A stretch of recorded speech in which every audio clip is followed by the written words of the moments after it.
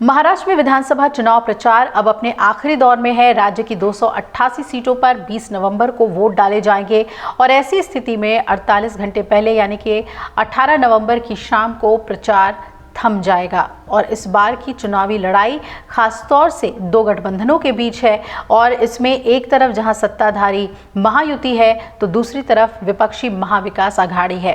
दोनों ही गठबंधन के नेता चुनाव प्रचार में वोटर्स को लुभाने के लिए हर संभव कोशिश करते आपको नजर आए ताकि जीत हासिल हो। इस बार के चुनाव में मुख्यमंत्री पद को लेकर भी संशय की स्थिति बनी हुई है।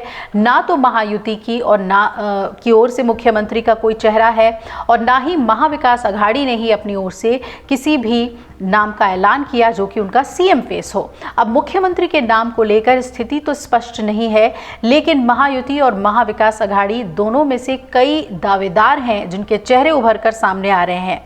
महायुति की बात करें तो इसमें मुख्यमंत्री पद के लिए 3 दावेदार साफ तौर पे नजर आ रहे हैं। करीब करीब यही स्थिति महाविकास आघाड़ी की तरफ से भी है। यहाँ पर उद्धव ठाकरे को लेकर कहा जाता है कि वो पहले से ही खुद को सीएम पद की रेस में मानकर चल रहे हैं, लेकिन नाम किसी ने नहीं लिया है।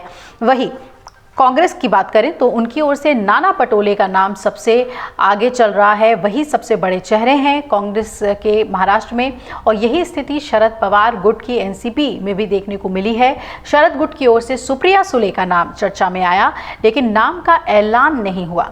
मौजूदा समय में सरकार की कमान जरूर एकनाथ शिंदे के हाथों में है, लेकिन मुख्यमंत्री पद के दावेदारों में एनसीपी नेता अजित पवार और बीजेपी नेता देवेंद्र फडणवीस भी लाइन में है। कल शिंदे ने कहा कि मैं सीएम की रेस में नहीं हूं, यह भी एक अहम बयान उनकी तरफ से आ गया।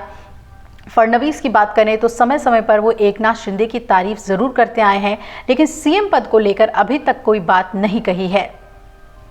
शिंदे मुख्यमंत्री जरूर हैं, लेकिन इस चुनाव में अगर महायुति को जीत मिलती है तो उनकी सीट बरकरार रहेगी या नहीं, इस पर संशय की स्थिति बनी हुई है और इसके पीछे कई वजहें भी हैं। महायुति में सीट शेयरिंग की बात करें तो बीजेपी सबसे ज्यादा 149 सीटों पर चुनाव लड़ रही है और शिंदे गुट की शिवसेना 81 और अजीत पवार की एनसीपी 59 सीटों पर मैदान में उतरी है। अब सीट शेयरिंग में बीजेपी का पलड़ा भारी नजर आ रहा है तो बीजेपी के पास बहुमत से ज्यादा सीटें हैं। बीजेपी की ओर से देवेंद्र फडणवीस मुख्यमंत्री रह चुके हैं, भले ही शिंदे सरकार में वो डिप्टी सीएम की भूमिका में है, इसलिए मुख्यमंत्री पद को लेकर उनकी भी दावेदारी से इनकार बिल्कुल नहीं किया जा सकता। हालांकि वोटिंग से 2 दिन पहले भी सीएम पद को लेकर सभी नेता खामोश हैं और कुछ यही स्थिति महाविकास आघाड़ी में भी है। यहाँ पर सीएम पद को लेकर दावेदार तो कई हैं, लेकिन पार्टियों के नेता चुप हैं। महाविकास आघाड़ी में महिलाओं की भूमिका को लेकर भी चर्चा है। शरद पवार आपको याद होगा ये कह चुके हैं कि महिला मुख्यमंत्री बनने में कोई आपत्ति नहीं है और इसके बाद से ही सुप्रिया सुले का नाम आगे आ गया और चर्चा होने लगी। मुख्यमंत्री चेहरे के लिए जोर आजमाइश को लेकर शुरू में उद्धव ठाकरे का नाम भी उछला था। कई मौकों पर वो फील्डिंग भी सजाते हुए नजर आ चुके हैं। सीटों के लिहाज से देखें तो करीब करीब तीनों दल बराबर सीट पर चुनाव लड़ रहे हैं और महाविकास आघाड़ी में कांग्रेस भी मुख्यमंत्री चेहरे पर खामोशी है।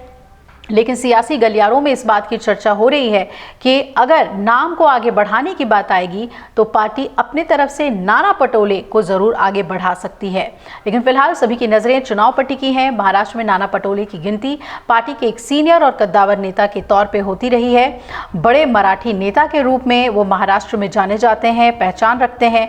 एक तरह से कह सकते हैं कि महाराष्ट्र विधानसभा चुनाव एक मुख्यमंत्री पद के लिए 6 दावेदार मैदान में हैं और इनमें से वो चेहरा किस तरीके से सामने निकल कर आता है चुनाव के बाद, महायुति और महाविकास आघाड़ी मुख्यमंत्री पद को लेकर क्या फैसला लेगी अगर सत्ता में आती है, तो ये देखना महाराष्ट्र में सबसे ज्यादा दिलचस्प होगा। अगर आप ये वीडियो YouTube पर देख रहे हैं तो हमारे चैनल को सब्सक्राइब कर बेल आइकन दबाएं और Facebook पर देख रहे हैं तो हमारे पेज को लाइक करें। 8 मिलियन प्लस सब्सक्राइबर, आपके इस भरोसे के लिए बहुत धन्यवाद।